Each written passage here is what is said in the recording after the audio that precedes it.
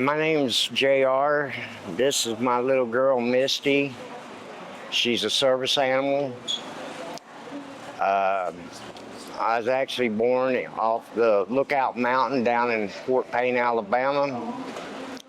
I'm 62 years old, and I'm right now homeless, but working. Sometimes it's hard. Some things happen that's out of your control, which is what happened in my case. And we will be, hopefully within the next month, be getting a place. It's not that I wanted to be homeless. It was just something that happened. And I thank God every day for the job I have. I work at the United Methodist Church over off Wilkes Boulevard. I volunteer once a week for coffee at Turning Point. So I got to say, I just give it to God and let God take care of it. And He's blessed me. She's what saved my life.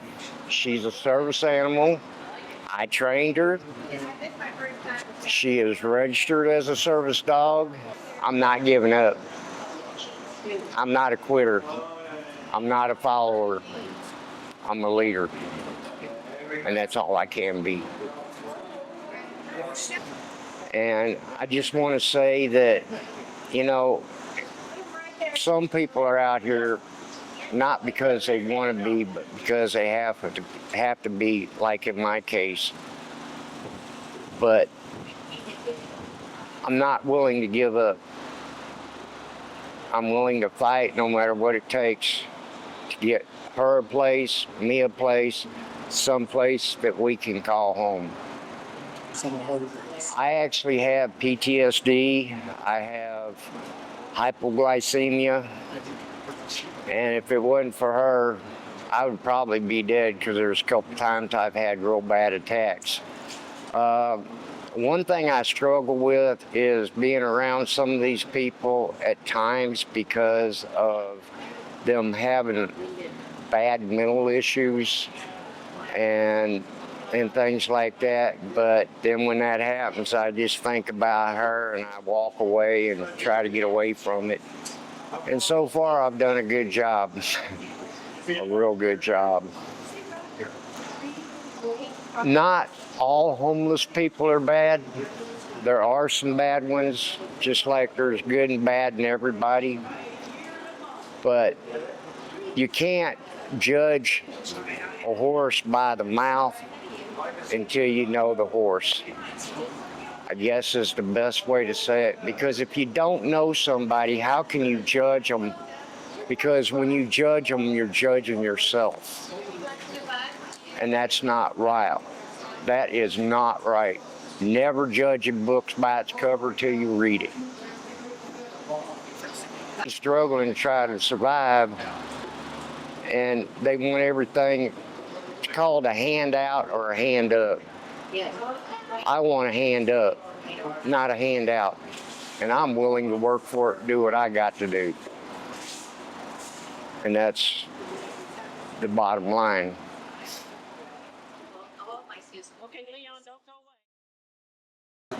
My name's Leon Lambeth. I'm originally from Kansas City. I've been down here about 10 years. I've been homeless about 9 of them. Brought me to the situation is I had everything taken from me and I had to start from nothing. It's been a different experience. There are people down here that will help you and are willing to help you to get out of the situation that you're in, no matter if you're drug addiction or just being homeless or just antisocial behaviors like most of us have down here being homeless, and they do help. My situation is I've been brought up with ADHD, antisocial behavior, and dyslexic, and it's been hard dealing with that, trying to fit into society at all. I don't play with others. I don't let people touch me, and I want to be a comedian. So, yeah, I do. And it's been hard for me on this situation is because I don't really fit in with other people. And it's hard to override that and be in the situation that I am with nothing. I barely got the clothes I am. People around here, they feed you, they take care of you. Far enough it says, look, we have a way to help you.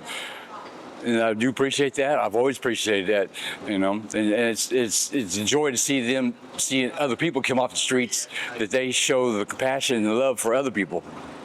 That's the big thing about it. And sometimes you get it, sometimes you don't. On the scale of being around humans, being homeless is about the lowest you can be.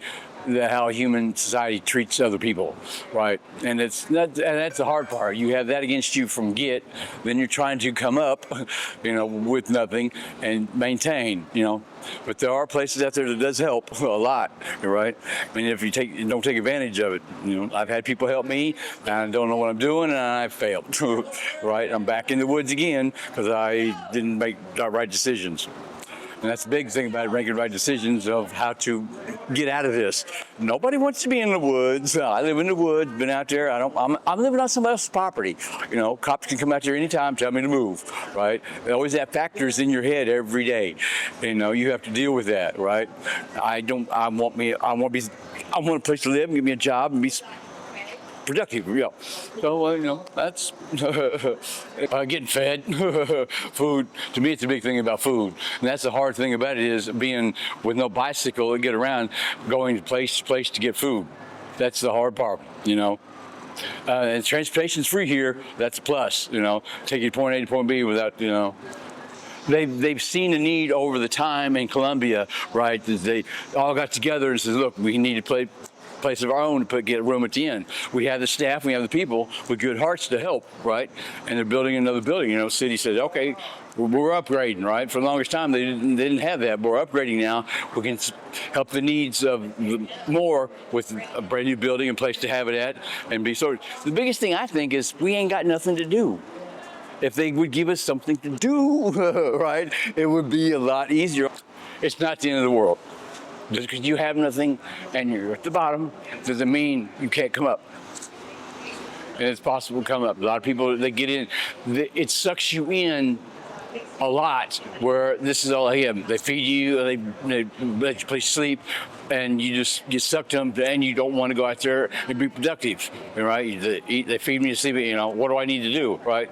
That's why I'm trying to tell people, look, you can move up, there's ways to help you to move up in society. Oh man, that's good. Derek Adam. I've been in Columbia for almost 35 years now, originally from Rolla, Missouri. Most of my time here in Columbia I've spent working. I'd say over 32 years of it I worked. The rest of the time I spent homeless, waiting on disability. Other than that, I enjoy my life out here every day still. It's a good community, the homeless community. Probably the best community in town. I don't know that any neighborhood has a community like this. People will do anything for you, even if they steal from you. Giving anything to anybody, even if it's just my time. People seem to like to talk to me, so I keep my ears and my mouth closed and just sit and listen mostly. That's where I get most of my smiles. People tend to tell me everything and more than I want most of the time. But once I know it, then it stays with me. Otherwise, I like to find things and save them from landfills. So mostly I give that away. Occasionally I'll find something that I can get a little cash out of. It's amazing what gets thrown away in Columbia. Stress? I stay away from stress mostly. And the drudgery, the same thing day after day after day. Not having formal breaks is another difficult thing. You know what? You can leave ready, but then not guaranteed bed when you come back. But we're kind of forced to live together every day, all day. And that gets to be a little bit trying at times. I mean, even the closest of friends, I think, have trouble if they're 24/7. Oh, each of the service organizations do a wonderful job. There's probably a little bit too much overlap and not nearly enough communication between. I worked with VAC and CMCA and Harbor House and of course Turning Point and Ratty.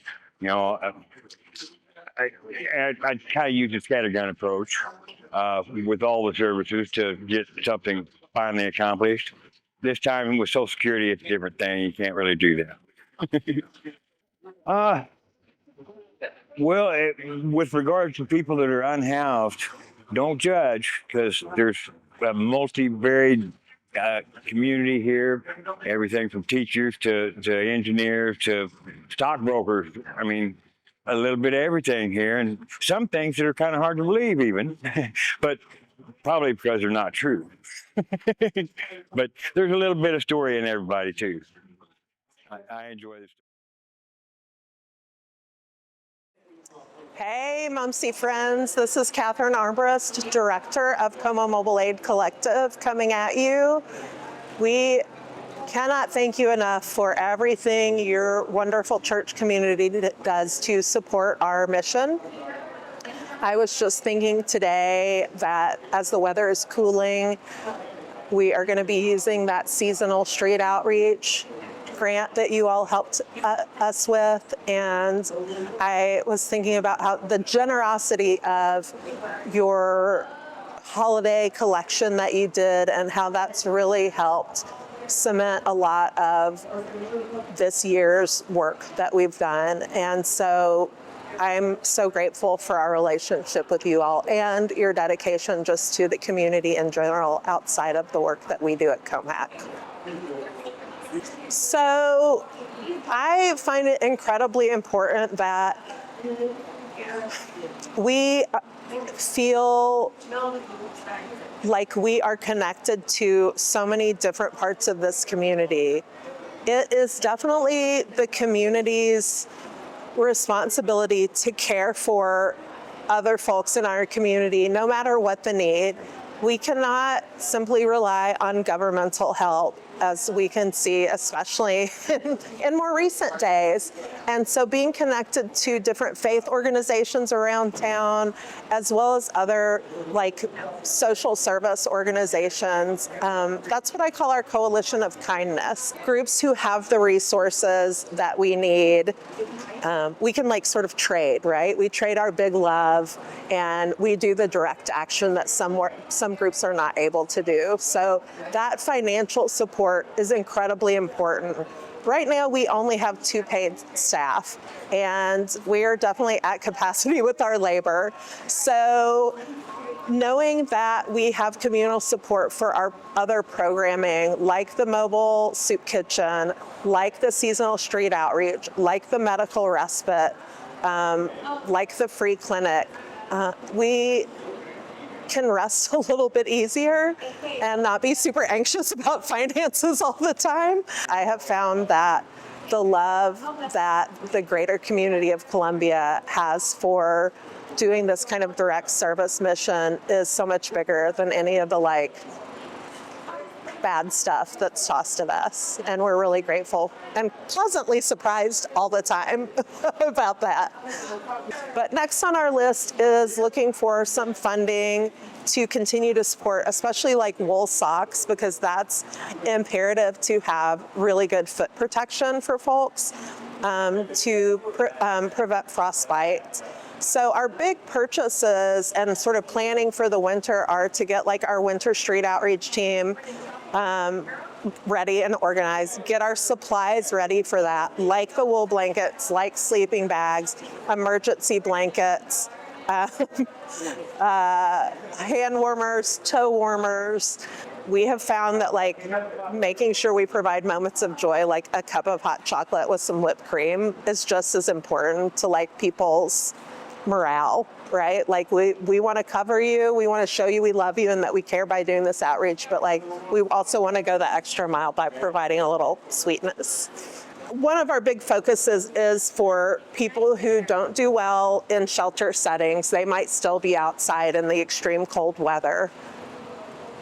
But also having the Wilkes Emergency Overnight Shelter has been incredibly important too, and I think that that has helped out health outcomes as well. But knowing that we have really good warm blankets, really good hand warmers, and other kind of like good warm layers of clothes, so that people aren't actually freezing to death. And especially our campers. I work with a lot of the campers through the mobile soup kitchen, and that's who I worry about a lot, especially when the weather is bad and they've got pets and they're not gonna come inside with their pets. And that's a huge gap that I'm excited will be filled by the Opportunity Campus.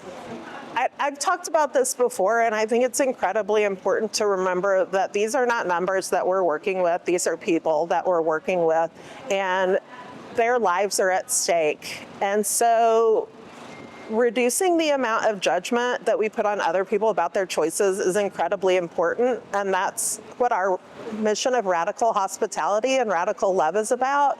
Just because people are making choices that we don't agree with does not mean that they cannot be served and loved by us. It is our mission to make sure folks survive and know that people care about them. And so I would love for that message to spread, I would love for that action to spread too. And I think it's really, really hard to understand that when folks are in survival mode every day, they're living very differently than perhaps we who are housed do. And so it's just not fair to pass such harsh judgment on people. We need to be offering grace.